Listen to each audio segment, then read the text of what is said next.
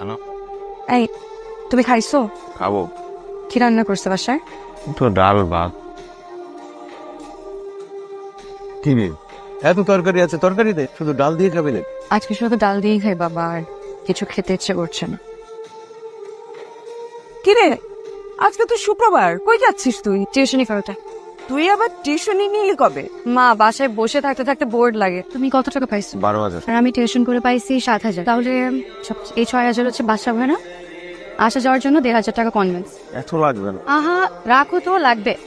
আর বাকি থাকে 500 টাকা হচ্ছে তোমার আর আমার। না 500 টাকা বেশি হয়ে যাবে, এক কাজ করো, এই 300 টাকা তোমার কাছে রাখো, আর যে 200 টাকা থাকবে এটা আসার সময় আমরা এই 200 টাকা দিয়ে বাদাম খাবো, ঠিক আছে না? তুমি কেন এত কষ্ট করবো? তুমি কেন আমার জন্য স্যাক্রিফাইস করবো? আবার ওই একই কথা, শুধু সুখ ভাগাভাগির মধ্যে কি ভালোবাসা হয়? সুখ দুঃখ ভাগাভাগির নামই হচ্ছে ভালোবাসা। জুয়ের একটা বিয়ে আইছে, পাত্রের বয়স একটু বেশি, একটা বাচ্চাও আছে, কিন্তু পাত্রটা খুব ভালো। আমি ওই বুড়া পেটাটি বিয়ে করবো না। তো তোমার লিখে রাজপুত্র বই হয়েছে, পাও তো একটা লুলা, যে ডাইছে হেরে বিয়ে করো। আম্মা এটা আমার কি দোষ? আমার বাকি আমি নিজে নিজে লুলা করছি। আমার একটু চুপ করো না, আপারে কষ্ট দিয়ে কোনো কথা বলবা না।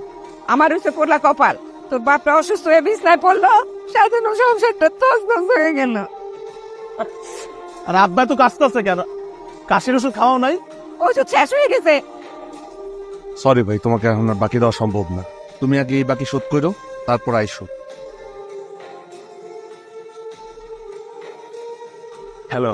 তুমি কি করো? কিছু না, একটু বাইরে আসছি আব্বার ওষুধ কেনার জন্য। আমি বাসায় গিয়ে তোমার ফোন দিই। আচ্ছা আমাকে তুমি মাফ করে দাও রাহা, কত মিথ্যা বলি তোমাকে। সংসারের এত চাপ, তুমি আমাকে অনেক হেল্প করো, কিন্তু তা তো যথেষ্ট না। বাবার অসুখ, ওষুধ কিনতে পারতেছি না, সব তো তোমাকে বলতেও পারি না। আমি আর পারতেছি না রাহা।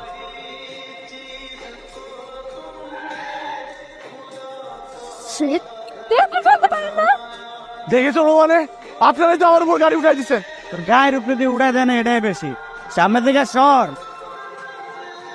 এটা আমার বাবার অসুখের ওষুধ। ঠিক আছে দেখ। ভাই আমার বাবা অসুস্থ ভাই।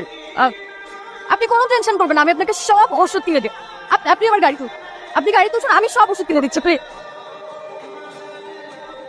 যাই না, আমি কই হারাই ফেলছি ফোনটা। আচ্ছা আপনি না আমার আপনি মানে আপনার ফোনটা আমার গাড়িতে রেখে গিয়েছিলেন। বসুন না। কি করেন আপনি?